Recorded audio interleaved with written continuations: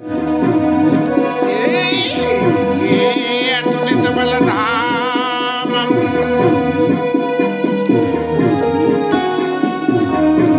हेम शैलावदेहम् धनुजवन कृशानम् ज्ञानी नामगगन्यम् सकल गुण निधानम् वानराणामधीशम् रघुपति प्रिय भक्तम् वात जातम् यत्र यत्र रघुनाथ कीर्तनम् तत्र तत्र कृतं मस्तकाञ्जलिं बाष्पवारि परिपूर्णलोचनं मारुतिं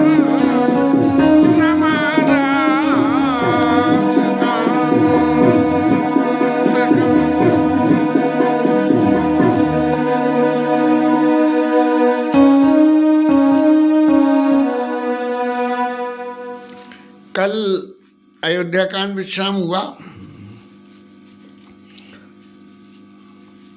भरत जी के चरित्र की लीला को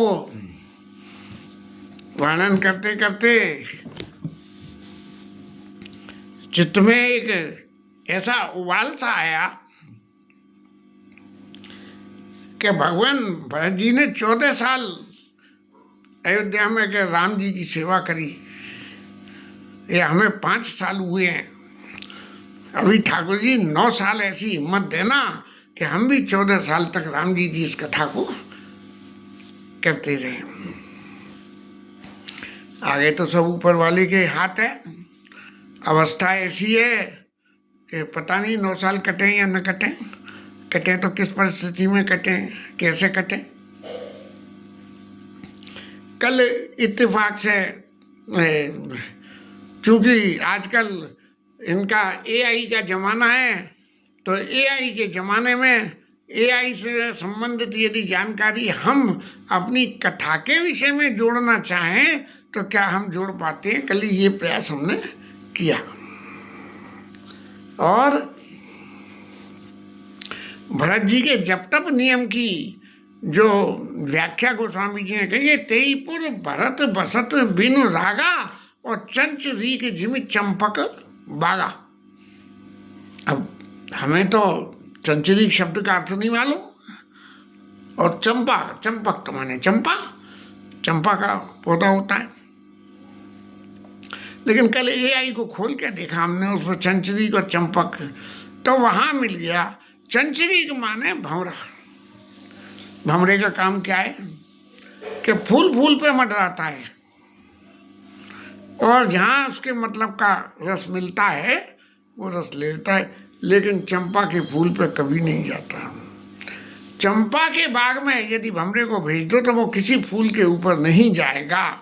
ऐसा तो भरत जी महाराज अयोध्या में जो रह रहे हैं वो ऐसे ही हिसाब से रह रहे हैं कि चंचरी की जिमी चंपक बागा, जैसे भंवरा चंपा के बाग में किसी फूल पे नहीं जाता, ऐसे इस भौतिक अयोध्या की भौतिक सुखों की सीमा में भरत जी किसी तरह भी नहीं गए। श्री राम प्रेम पीयूष पूरन होत जन्म न भरत को, मुनि मन अगम जम नियम समदम विषम व्रत आचरत को, दुख दाह दारिद्र दम्भ दूषण स्वेस मिस अपहरत को, और कलिकाल तुलसी से सठने हटे राम सन्मुख करत को। बाबा की बड़ी प्रिय, बाबा का बड़ा प्रिय छंद रहा। बगीचा में भरत कुटी में पत्थर पे लिखवा के और बाबा ने ये लगवाया। इत्तेफाक की बात, बगीचा जाना होता ही था, तो वो करते पढ़ते बचपन में ही याद हो गया और तभी से कुछ न कुछ ऐसा स्नेह सा ही बना रहा। अब जीवन की इस अवस्था में जाके 77 साल में ये अनुभव होता है कि बचपन में किए हुए अपनाए हुए सत् संस्कारों का जीवन में क्या नतीजा होता है। अयोध्या कांड संपूर्ण हो गया। अब यहाँ से अरण्य कांड से कथा शुरू होती है। बालकांड अयोध्या कांड तक गोस्वामी जी महाराज ने भरत जी, राम जी के प्रवासी जन, उन सबके चरित्र और अन्य संबंधित भगवान के जन्म संबंधी या अवतार संबंधी बातों का सबका विवरण किया। और लेकिन यहाँ से जब सब लोग विदा हो गए हैं, तब उस अरण्य में, माने अरण्य का मतलब शायद बहुत करके जंगल से ही होता है, उस अरण्य में भगवान ने क्या क्या अपने जन्म से संबंधित यानी अपने अवतार के हेतु परित्राणाय साधूनाम विनाशाय च दुष्कृताम धर्म संस्थापनार्थाय संभवामि युगे युगे, जब जब वही धर्म के हानि और बाढ़ असुर अधम अभिमानी, तब तब प्रभु धरे विविध शरीरा हरई कृपा निधि सज्जन पीरा। महादेव जी ने पार्वती मैया को भगवान के जन्म के कारण में ये समझाया। अब उसी लीला को आगे चलना है। अरण्य कांड की वंदना को लें। संस्कृत का बहुत ज़्यादा अभ्यास तो नहीं है, इसलिए जो कुछ लिखा है उसको उसी रूप में स्वीकार करके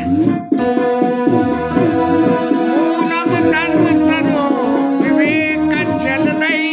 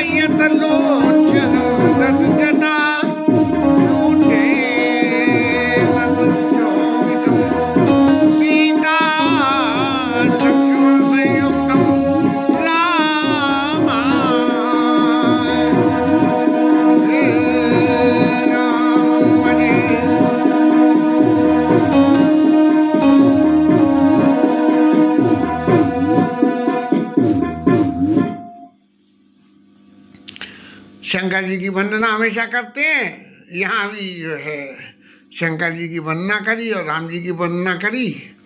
सीता लक्ष्मण संयुक्तम पथिगतम रामावि रामम भजे, रास्ते में जाते हुए सीता और लक्ष्मण जी के साथ में ऐसे राम जी के उस वनवासी स्वरूप के दर्शन का मैं भजन करूं, मैं उनको ध्यान करूं। ऐसी कल्पना या ऐसी प्रार्थना गोस्वामी जी ने करी अरण्य कांड के शुरू में। अब कथा, क्योंकि 4 घाटों पर कथा हो रही है। एक कर्म के घाट पे ये याज्ञवल्क्य जी, ज्ञान के घाट पे महादेव जी, भक्ति के घाट पे भुसुंडी महाराज और दीनता के घाट पे गोस्वामी जी महाराज बैठे हैं। और ये जो है अपने अपने भक्तों को या अपने मन को कथा सुना रहे हैं। इसलिए सुना रहे हैं कि इस कथा के सुनने से जीवन में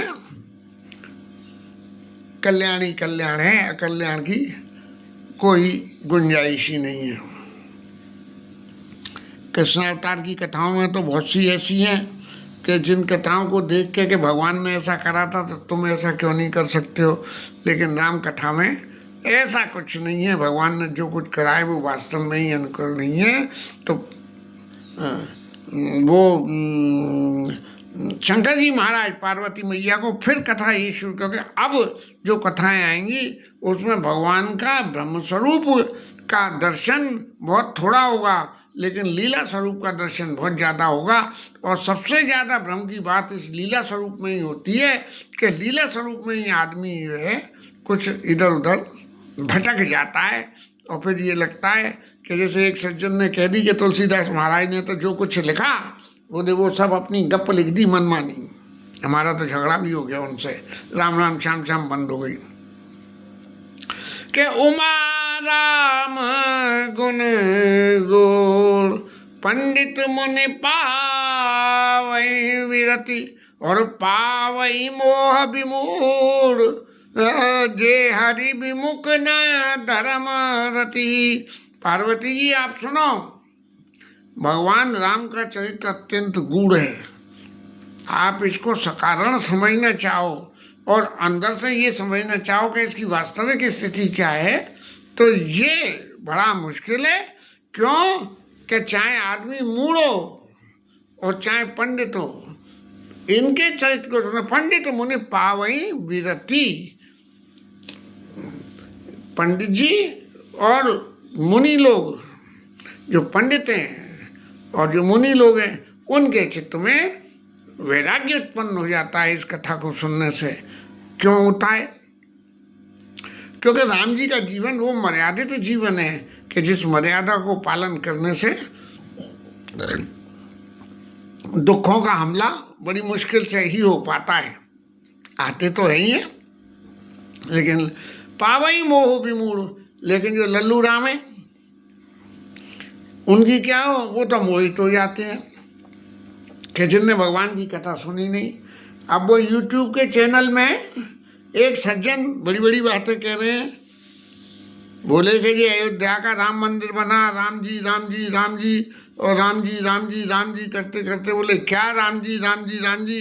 अरे अपनी जनानी रावण हरण करके ले गया, उसे तो पता कर नहीं पाए जी, और दुनिया का क्या काम करेंगे, क्या इस संसार को चलाएंगे, कैसे करेंगे। अब ये तो मूर्खता की बातें कि ये भगवान की लीला है और वो भगवान का चरित्र है। ये भगवान के चरित्र की वजह से, लीला की वजह से भगवान के चरित्र में डेविएशन आता है, तब भगवान लोगों को समझाने के लिए करते हैं कि यदि ऐसी परिस्थिति आए तो क्या करना चाहिए। इस तरह से गोस्वामी जी महाराज कथा आगे बढ़ाते हुए कह रहे हैं कि पुरंदर भरत प्रीति में गाई और मत अनुरूप अनूप सुहाई। मैंने जो कुछ भी कहा है वो अपनी मति के अनुरूप कहा है और जो मेरे को कहने में अच्छा लगा। अब आगे की कथा आप सुन लो। तो जो है कहते जी सुंदर मुनि सुख पावन, सो देवता और मनुष्य जिन लीलाओं को देख के सुख पावें। अब घर में कोई छोटा बालक हो और तरह तरह की बाल लीलाएं करता हो तो माता पिता को कितना सुख होता है। ऐसे ही भगवान के भक्तों को जब भगवान तरह तरह की लीला करते हैं तब सुख होता है। राम जी महाराज वन में अकेले बैठे बैठे माता सीता का श्रृंगार करने के लिए फूलों से कुछ सृजन किया अच्छे, क्योंकि वहाँ स्वर्ण आभूषण और वो तो जेवर नहीं थे, निज कर भूषण राम बनाए। अपने हाथ से राम जी महाराज ने फुर्सत में थे सो बैठ के बनाया। सीता ही पैदाए प्रभु सादर, बैठे फटिक शिला पर सुंदर। स्फटिक मणि, कुछ चमकने वाली काली सी मणि होती है स्फटिक मणि, तो वो स्फटिक की शिला जो है उस पर बैठे थे।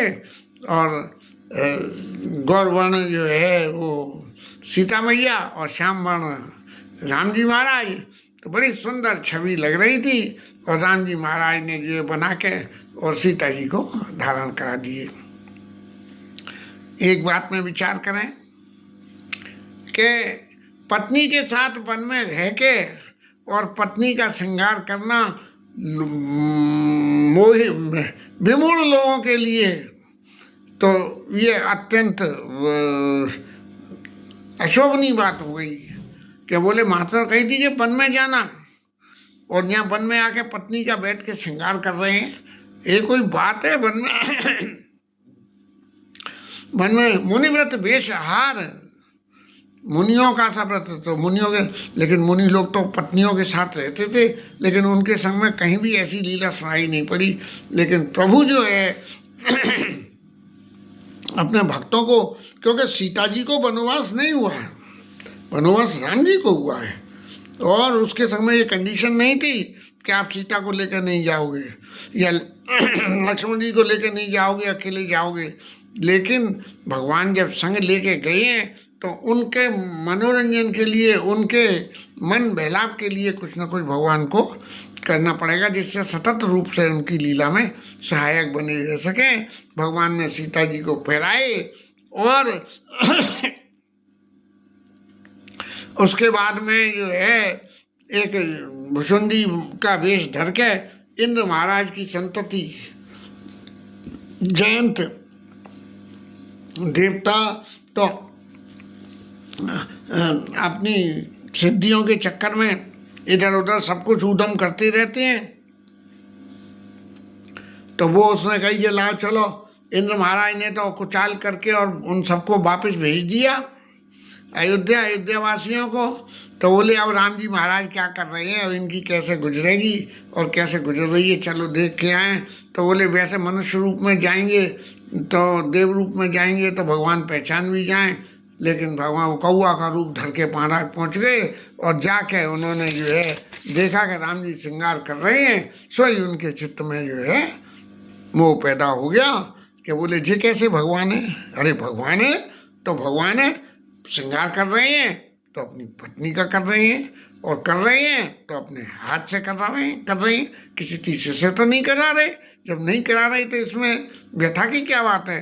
जब संसार में रह के संसारी व्यक्ति ये कर्म करते हैं तब भगवान जो है अपने निजी लोगों की कृपा के लिए, अपने भक्तों के आनंद के लिए यदि अपनी पत्नी का श्रृंगार कर रहे हैं तो फिर बात ही क्या है। हमारे द्वापर युग के ठाकुर के तो कितने कितने राधा रानी के श्रृंगार करे। कल ही सुन रहे थे कि वो महाराज पैरों में महावर मेहंदी लगा रहे, उनके चरणों में जो है महावर मेहंदी लगाई, और वो उन्होंने ठाकुर ने कही कि लाओ मैं लगाऊं, तो उनने लगाई नहीं थी, लेकिन लगाई एक पाँव में लगाई और एक पाँव में लगा के अब ये कैसे पता लगे कि एक पाँव में किसी और ने लगाई, दूसरी पाँव में किसी और ने लगाई। तो कि वो कौन से महाराज जो कृष्ण शास्त्री जी के सुपुत्र, वो कह रहे थे कि जिस पैर में ठाकुर जी ने क्योंकि पहले लगाई नहीं थी उस पाँव का वजन बढ़ गया, उससे पहचान पता लग गई कि जी इस पाँव में ठाकुर जी ने लगाई है। तो ये तो ब्रज की लीलाएं, हमने तो बचपन से इन सब का आनंद लिया है। लेकिन यहाँ जयंत महाराज ने जब ये देखा तो उनके मन में हुआ, तो उन्होंने कही ऐसा करो इनके बल की परीक्षा लो, ये तो कामी पुरुष लगते हैं और कामी पुरुष में बल कम होता है, इसलिए उनके चरणों में चोंच मार के और महाराज भग दिए। वहाँ कौए की चोंच बहुत पैनी होती है, अच्छी अच्छी चीज़ों को फोड़ देती है। तो वहाँ से जो है खून बह दिया, और राम जी ने जब बहता हुआ खून देखा तो पत्नी की रक्षा करना धनुष समझ के एक सीख का धनुष, रेगुलर धनुष मारने वाला नहीं, एक सीख धनुष सहायक संधाना, एक सीख उठा के और धनुष पर चढ़ा के और कौआ महाराज के पीछे लगा दिया। अब कौआ महाराज भागते डोले, पिताजी के पास गए, ब्रह्मा के पास गए और महादेव जी के पास गए, सबके पास गए, सबसे कही कि ये भगवान का छोड़ा हुआ बाण मेरे पीछे लग रहा है और मैं इससे चला जा रहा हूँ, मेरे को इससे रक्षा करने का कोई उपाय बताओ। तब जो है देवता तो सबरे अपने अपने फन के लिए माहिर हैं, लेकिन दूसरे के हित के लिए पर निज संताप द्रवई नवनीता, पर अगर द्रवई संत शुभनीता। मक्खन तो अपने ही ताप से गल जाता है, और लेकिन संत जो होते हैं वो जो है दूसरे के ताप को देख के गल जाते हैं। नारद जी महाराज नारायण नारायण करके आ रहे थे, देखा जयंत महाराज भागते चले जा रहे हैं। बोले रुको कहाँ जा रहे हो? बोले अरे मैं तो चला जा रहा हूँ। तो बोले तुम कुछ मत करो, कहीं भी मत भागो, सीधे राम जी की शरण में जाओ और उनकी शरण में जाके और उनके चरणों में गिर के और उनसे इस बात के लिए माफ़ी मांगना कि महाराज मैंने बड़ी गलती करी, और त्राई माम इस तरह से जब उनके पास जाओगे तब जो है तुम्हारा ये कष्ट मिट जाएगा। और जयंत ने ऐसा ही करा, भगवान के पास गए, उनके चरणों में शरण ली, और शरण लेके उनके में और कही कि मैंने गलती करी। भगवान ने कही कोई बात नहीं, अब गलती करिए, भगवान तो हमेशा क्षमा करने वाले हैं, कोई बात नहीं, अब गलती करी अब मत करना, लेकिन चूंकि तुमने अपराध में पत्नी के प्रति किया है इसलिए तुम्हें दंड अवश्य दिया जाएगा। और भगवान ने उनकी भुसुंडी महाराज की एक आंख फोड़ दी। कहते हैं ऐसा है कि कौआ की एक आंख फूटी होती है तो एक से ही दिखता है, दूसरी से नहीं, दोनों आंखों से साइमल्टेनियसली नहीं दिखेगा, एक आंख से दिखेगा। तब उसने कहा महाराज मैं ठहरा कौआ काला काऊ काऊ बेसुरे बोलने वाला, अब कहीं भी जाऊँगा कोई मुझे मारेगा और एक आंख से बाईं तरफ दाईं तरफ का नहीं दिखा तो क्या होगा, क्योंकि उसकी गर्दन इस तरह से जुड़ी होती है कौए की कि बहुत ज़्यादा नहीं मुड़ती है, मुड़ती है नीचे ऊपर तो झुकती है लेकिन दाएं बाएं बहुत ज़्यादा नहीं मुड़ती है, तो मुझे बहुत तकलीफ होगी। तब भगवान ने ये कहते हैं कि उसको ये आशीर्वाद कर दिया, ये वरदान दे दिया कि एक दाईं आंख बंद कर लेगा तो बाईं से दिखेगा और बाईं बंद कर लेगा तो दाईं से दिखेगा। तो कौआ हमेशा कभी दाईं कभी बाईं, कभी दाईं कभी बाईं दोनों आंखों को खोलता बंद करता रहता है। कीन मोह बस द्रोह और यद्यपि तई कर बद उचित तब छाड़े उकर छो को कपाल रघुवीर सम। गोस्वामी जी महाराज कहते हैं कि इतना भारी द्रोह किया, अरे तुम जाके वैसे ही वहाँ थोड़े दिन राम जी के वन में रह के उनकी लीलाओं का दर्शन करते कि जरा सा उनका श्रृंगार करते हुए देख के तुम्हें उनके ही ऊपर भ्रम हो गया, तब जो है। लेकिन कहते हैं गोस्वामी जी कि को कपाल की नमो व्रत दो यद्यपि तई कर बद उचित प्रभु छाड़े करी छो को कपालू रघुवीर सम। राम जी के समान दूसरा कपालू कौन है, ये कथा यहाँ विश्राम करें।